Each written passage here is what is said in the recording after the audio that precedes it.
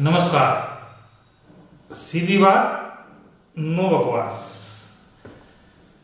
Accounting के basic, accounting की starting, सबसे पहला क्वेश्चन हमारे सामने आता है कि हम अकाउंटिंग किसके लिए करते हैं।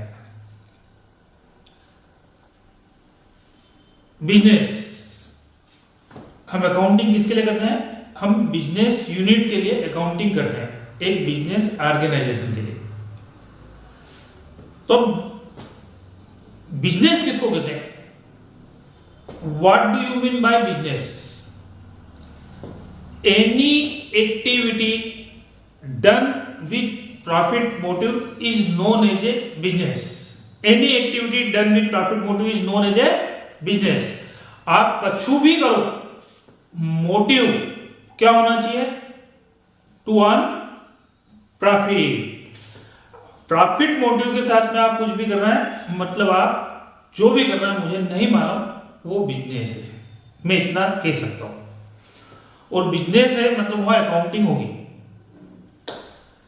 बोला जाता है बेटा, accounting is the language of business. Accounting जो है बिजनेस की लैंग्वेज। तो कुछ भी करो तो भैया क्या करो यार, तो कुछ भी करो। तो वो कुछ भी को हम नॉर्मली 3 कैटेगरी में क्लासिफाई कर सकते हैं। Number 1, trading. हम ट्रेड कर रहे हैं, मैं एक बिजनेसमैन हूं, मैं ट्रेडिंग कर रहा हूं। मैं कोई कमोडिटी परचेज करता हूं और उस कमोडिटी को एज इट इज में सेल कर देता हूं विदाउट उसमें मॉडिफिकेशन किए। बराबर। मैं वॉच डीलर हूं, मैंने वॉच परचेज करता हूं और एज इट इज इसको सेल कर देता हूं। इसमें कोई चेंजेस मैं अपनी तरफ से नहीं करता हूं, कोई मॉडिफिकेशन नहीं करता हूं। इसका मतलब बोला जाएगा बेटा कि मैं एक ट्रेडर हूं, मैं ट्रेड कर रहा हूं, मतलब buying and selling direct. Clear? Number 2, कुछ बिजनेसमैन ऐसे भी होते हैं जो कोई कमोडिटी परचेज करते हैं, उसमें कुछ मॉडिफिकेशन करते हैं, कुछ चेंजेस करते हैं और फिर एक नए फॉर्मेट में उसको कन्वर्ट करके फिर मार्केट में सेल करते हैं, मतलब वो है मैन्युफैक्चरर। कौन बेटे? मैन्युफैक्चरर। यहां पे मेरी एक छोटी सी गारमेंट्स की फैक्ट्री है जहां मैं गारमेंट्स मैन्युफैक्चरिंग करके मार्केट में सेल आउट करता हूं। तो बात यह थी, गारमेंट्स में मैन्युफैक्चरिंग करूंगा, गारमेंट्स बनाऊंगा, तो कैसे बनेंगे? क्लॉथ। तो मैं बल्क में क्लॉथ परचेज करता हूं, अपनी वर्कशॉप में, अपनी फैक्ट्री में उसको पहुंचाता हूं। मेरी फैक्ट्री में मशीन, इक्विपमेंट वगैरह सब है, मेरी लेबर है, सारे कारीगर्स हैं, वो कटिंग, स्टिचिंग, डिजाइनिंग करते हैं और गारमेंट्स रेडी कर देते हैं और फिर मैं उन गारमेंट्स को मार्केट में सेल आउट करता हूं। इसका मतलब मैं हो गया बेटा मैन्युफैक्चरर। ठीक है? कई लोग ना तो कोई कमोडिटी परचेज करते हैं, ना कोई कमोडिटी मैन्युफैक्चरिंग करते हैं, ना कोई कमोडिटी सेल आउट करते हैं, लेकिन फिर भी काम करते हैं और कमाते हैं। मोटिव उनका प्रॉफिट अर्न करना है, तो वो भी बिजनेस ही है। आज की तारीख में सबसे बड़ा सेक्टर बन के निकला है सर्विस सेक्टर। कौन सा sector? Service sector. Service providing unit हमने एस्टेब्लिश करी। हम हमारे क्लाइंट को, कस्टमर को सर्विस प्रोवाइड कर रहे हैं और उसके बदले में हम उनसे कोई चार्जेस चार्ज कर रहे हैं, मतलब हम हो गए सर्विस प्रोवाइडर। ठीक ना? मोटिव हमारा भी प्रॉफिट अर्न करना है। Coaching, private hospitals, hotels, insurance company, lawyer, doctor, ये सब अपने क्लाइंट को, कस्टमर को सर्विस प्रोवाइड करते हैं और उसके बदले में उनसे कुछ चार्जेस चार्ज करते हैं। सबका मोटिव प्रॉफिट अर्न करना है यदि, तो डेफिनेटली वो सब बिजनेस ही कर रहा है। तो मैंने आपसे बोला था बेटा, any activity done with profit motive is known as a business. तो एनी एक्टिविटी में नॉर्मली हम 3 कैटेगरी में उसको क्लासिफाई कर सकते हैं, ट्रेडर, मैन्युफैक्चरर और सर्विस प्रोवाइडर। क्लियर? जब भी हम कोई बिजनेस स्टार्ट करते हैं तो राइट फ्रॉम फर्स्ट डे हमारी आइडेंटिटी हमारे को क्लियर होना चाहिए। उस आइडेंटिटी के हिसाब से हमारे ऊपर रूल्स रेगुलेशन अप्लाई होते हैं। तो अब हम बात कर रहे हैं बेटा फॉर्म ऑफ बिजनेस ऑर्गेनाइजेशन। भाई आइडेंटिटी तो कुछ होना चाहिए। जैसे मैं भी पैदा हुआ था, फर्स्ट टाइम पे मेरे बाबूजी ने मेरे को देखा, देखते ही बोले यार इस आइटम को क्या नाम दूं?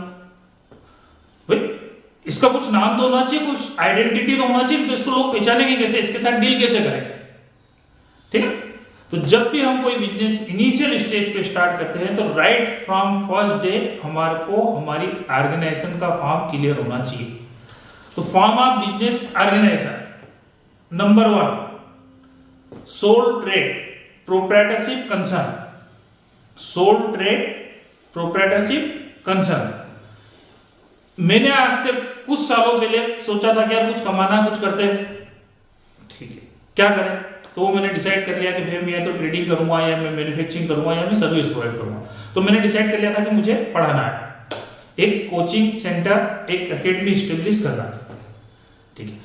अब वो जो भी मेरी बिजनेस ऑर्गेनाइजेशन रहेगी, जो भी मैं उसमें काम करने वाला हूँ, ट्रेड, मैन्युफैक्चरिंग या सर्विस प्रोवाइड, उसमें जो भी इन्वेस्टमेंट की जरूरत पड़ेगी, फंड रिक्वायर्ड होगा, कौन लगाएगा? मैं। उसमें मैनेजमेंट कंट्रोल डिसीजन किसका? मेरा। रिस्क मेरी। और हम जो बिजनेस में पैसा इन्वेस्ट करते हैं, मतलब हम एक रिस्क बियर कर रहे हैं, और उस रिस्क के रिवार्ड के रूप में हमको बिजनेस से मिलेगा प्रॉफिट। तो उस बिजनेस में जो भी प्रॉफिट होगा वो पूरा मेरा।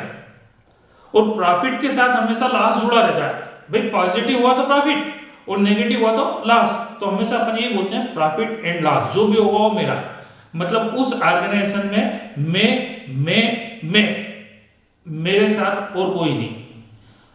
हाँ, यदि काम के लिए लोगों की मेरे को जरूरत पड़ेगी तो मैं लोगों को हायर कर सकता हूं, लोगों से काम करवा सकता हूं, उसके बदले में उनको मैं पेमेंट करूंगा। लेकिन रिस्क मैंने अकेले ने बेयर करी है, तो वो बिजनेस मेरा है। और मेरा बिजनेस मतलब सोल ट्रेड प्रोप्राइटरशिप कंसर्न, जिसमें ऑनर केवल एक सिंगल पर्सन। ठीक है। तो मेरी business organisation sole trade proprietorship concern के नाम से जानी जाएगी। Number 2 partnership form. जब हमको लगता है कि हम जो कोई काम करने वाले हैं उसमें इतना पैसा चाहिए कि मैं अकेला नहीं लगा पाऊंगा, इतना काम करना है, इतनी रिस्क है कि मैं अकेला बियर नहीं कर पाऊंगा, मैनेज में नहीं कर पाऊंगा, तो मैंने अपने साथ में अपने कुछ 2-4 मित्रों को साथ में जोड़ा। मैंने कहा आओ अपन मिलके ये काम करते हैं, मिलके पैसा इन्वेस्ट करेंगे, मिलके डिसीजन लेंगे, और जो भी प्रॉफिट या लॉस इस बिजनेस में होगा अपन आपस में मिलके शेयरिंग कर लेंगे। वो क्या करेंगे वो हमने डिसाइड कर लिया। तो हमारी वो बिजनेस ऑर्गेनाइजेशन है वो कहलाएगी पार्टनरशिप फर्म। पार्टनरशिप से रिलेटेड हमारे यहाँ पे एक एक्ट बना हुआ है, Indian partnership act 1932। Indian partnership act 1932। वो जो भी उसके रूल्स रेगुलेशन है उनको अपने को फॉलो करना पड़ेगा, है ना, जिस पे अपन बाद में डिटेल में डिस्कस करेंगे। नंबर 3 बिजनेस ऑर्गेनाइजेशन में सबसे लार्ज और मॉडर्न जो बिजनेस ऑर्गेनाइजेशन है उसको अपन बोलते हैं कंपनी। हम हमारी बिजनेस ऑर्गेनाइजेशन को एक कंपनी के फॉर्म में एस्टेब्लिश करते हैं, जिसमें जितना पैसा चाहिए हम लगा सकते हैं, लोगों को बहुत सारे हमारे साथ में जोड़ सकते हैं, क्योंकि पार्टनरशिप में भी कहीं बाउंडेशन है, मिनिमम 2 और मैक्सिमम 50। लेकिन कंपनी में नंबर ऑफ मेंबर से रिलेटेड कोई बाउंडेशन नहीं है। कंपनी भी बहुत प्रकार की होती है। कंपनी से रिलेटेड अपने यहाँ पे एक्ट बना हुआ है, Indian company act 2013। Indian company act 2013। इस पे भी अपन बाद में डिटेल में डिस्कस करेंगे। तो अपन नॉर्मली बोल सकते हैं बिजनेस ऑर्गेनाइजेशन को हम 3 कैटेगरी में क्लासिफाई करते हैं। Number 1 sole trade, number 2 partnership और नंबर 3 कंपनी। अकाउंटिंग हम किस टर्मों में करते हैं? तो अकाउंटिंग हमेशा मॉनेटरी टर्म में करेंगे। हमारा अकाउंटिंग में बहुत सारे कंसेप्ट्स हम डिस्कस करेंगे। आज मैं आपसे डिस्कस कर रहा हूं money measurement concept. Money measurement concept, all those transactions and events which can be measured in the terms of money in form of money will be recorded in the books of account। Account की book में हम उन्हीं transactions और events को consider करेंगे जिसका measurement मानवीय term में किया जा सकता है। ठीक है, अब यहां पे मैंने आपसे अभी बात करी है, दो शब्दों पे गौर दिया, ट्रांजैक्शंस एंड इवेंट्स। तो हमारे लिए सबसे पहले समझना आवश्यक है कि ट्रांजैक्शंस किसको कहते हैं और इवेंट्स किसको कहते हैं। तो ट्रांजैक्शन मतलब जो हम बिजनेस में डील करते हैं, सौदे करते हैं, लेन देन करते हैं, वो सब कहलाते हैं ट्रांजैक्शंस।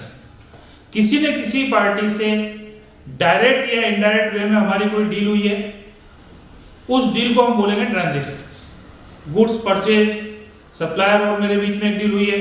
गुड्स सोल्ड, कस्टमर और मेरे बीच में एक डील हुई है। Electric bill paid, electric board और मेरे बीच की डील है। Advertisement expenses paid, advertisement agency और मेरे बीच की एक डील है। सैलरी पेड, एम्प्लॉय और मेरे बीच की एक डील है। रेंट पेड, लैंडलॉर्ड और मेरे बीच की एक डील है। तो हम बिजनेस में जितने भी लेन देन कर रहे हैं डायरेक्ट या इनडायरेक्ट वे में, वो सब कहलाते हैं ट्रांजैक्शंस। बराबर।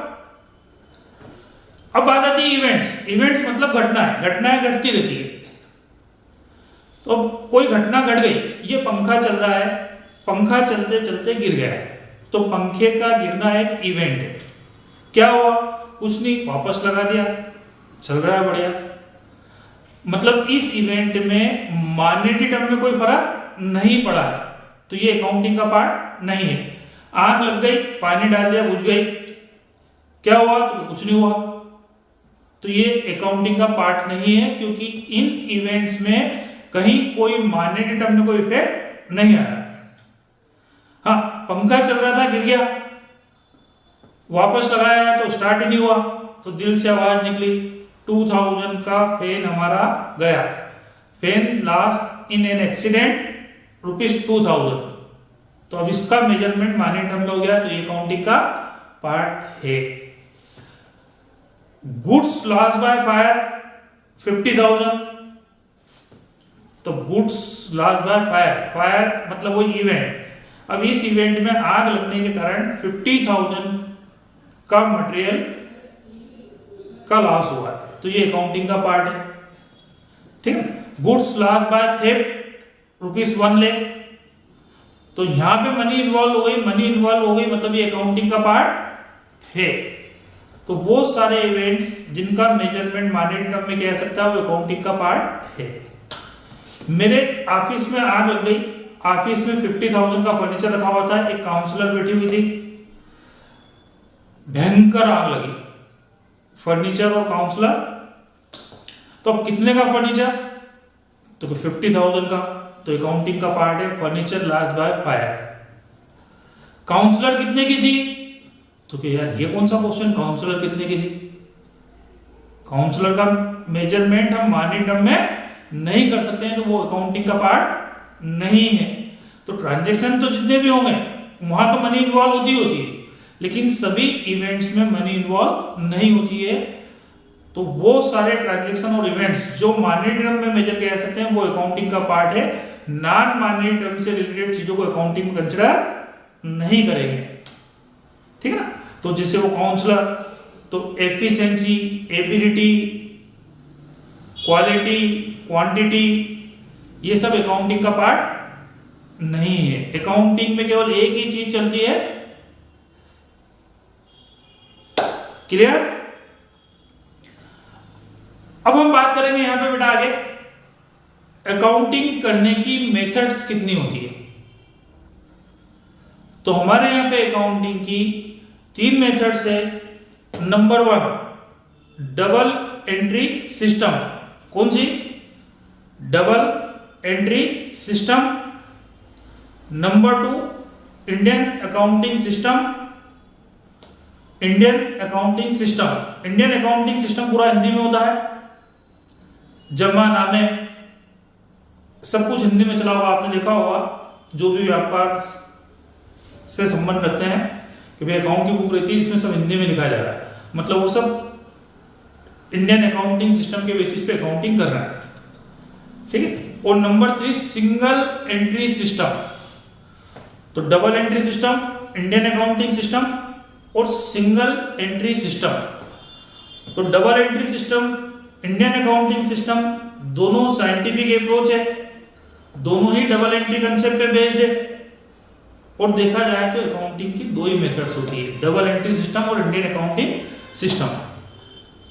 सिंगल एंट्री सिस्टम एक्चुअल में अकाउंटिंग की मेथड को नहीं कहा जा सकता है, क्योंकि जो अकाउंटिंग रिकॉर्ड्स आपके पास है यदि वो कंप्लीट नहीं है तो इनकम्प्लीट रिकॉर्ड्स को ही नाम दिया गया है सिंगल एंट्री सिस्टम। बराबर। तो अकाउंटिंग की double entry, Indian accounting system और सिंगल एंट्री सिस्टम। अब हमारे सिलेबस में जो है वो है डबल एंट्री सिस्टम। आगे हम डबल एंट्री सिस्टम को कंटिन्यू करेंगे। ठीक है। तो आपको अगर वीडियो अच्छा लगा हो तो चैनल को लाइक, सब्सक्राइब, कमेंट जरूर करें। ठीक है।